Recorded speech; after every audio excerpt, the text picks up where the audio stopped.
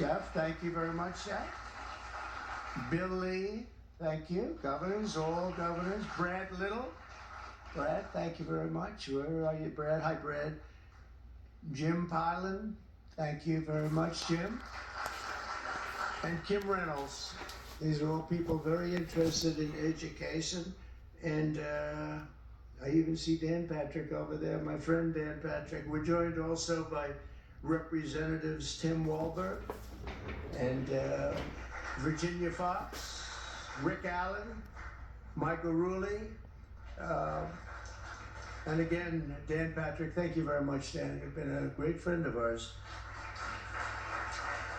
And State Attorneys General Ken Paxton. Ken, I see you there. Andrew Bailey. Andrew, what a job you've done, Andrew. You have some good cases going. You've done a great job. Thank you very much. And co-founder of Moms for Liberty, Tiffany Justice. She's been a hard worker. Thank you. Thank you, Dave. Thank you, Tiffany. When President Carter created the Federal Education Department in 1979, it was opposed by members of his own cabinet, as well as the American Federation of Teachers, the New York Times editorial board, and the famed Democrat Senator Daniel Patrick Moynihan. History has proven them right, absolutely right. After 45 years, the United States spends more money on education by far than any other country, and spends likewise by far more money per pupil than any country, and it's not even close, but yet we rank near the bottom of the list in terms of success. It's an amazing stat. Those are two stats you don't want. The most money spent per pupil, and you're at the bottom of the list. And that's where we are, like it or not, and we've been there for a long time. 70% of 8th graders are not proficient in either reading or in math. 70%.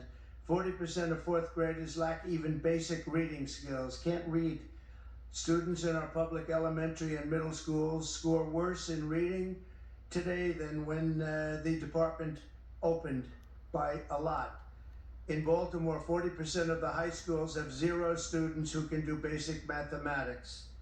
Not even the very simplest of mathematics. I said, give me your definition of basic, and they're talking about like adding a few numbers together.